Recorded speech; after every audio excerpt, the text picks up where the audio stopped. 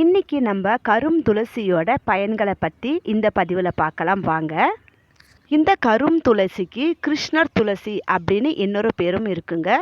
சாதாரண துளசியோட ஒப்பிடும்போது இதனுடைய இலைகள் கொஞ்சம் நீளமாகவும் கொஞ்சம் ஷேடு க்ரீன் கலரில் இல்லாமல் கொஞ்சம் தூரத்துலேருந்து பார்த்தோம்னா ப்ரௌன் கலரில் தெரியுங்க.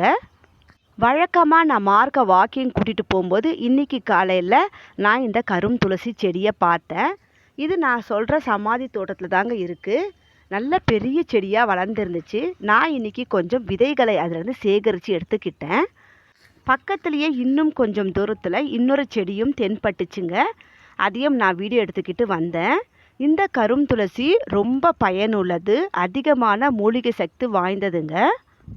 இதோட இலைகளை நம்ம குளிக்கிறதுக்கு முன்னாடி தண்ணியில் போட்டு வச்சு குளித்தோம்னா வேர்வை நாற்றம் அடிக்காது. அதே மாதிரி கரும் துளசி இலைகளை நம்ம காய்ச்சி கஷாயம் வச்சு குடிக்கும்போது சளி இருமல் தொல்லை முற்றிலும் போயிடுங்க. நோய் எதிர்ப்பு சக்திக்கு கூட இந்த கரும் துளசி இலைகள் அதிகமாக பயன்படுது. சர்க்கரை நோயை கட்டுப்படுத்த தினமும் ஒரு 4-5 இலைகளை நம்ம கஷாயம் வச்சு குடிச்சிக்கிட்டே வரலாம். அதே மாதிரி நரம்பு மண்டல பிரச்சனைகளையும் இந்த கரும் துளசி இலைகள் தீர்த்து வைக்குதுங்க.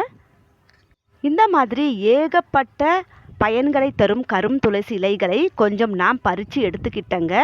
இந்த இலைகளை நல்லா காய வச்சு தேங்காய் எண்ணெயோடு கலந்து தலைக்கு குளிச்சுட்டு வந்தால் குளிர்ச்சியாக இருக்கும், முடியும் நல்லா வளருங்க. பக்கத்தில் இன்னொரு குட்டி செடி இருந்துச்சு. நான் அதை ரொம்ப கஷ்டப்பட்டு பிடுங்கலாம்ட்டு எவ்வளவோ ட்ரை பண்ணேன்.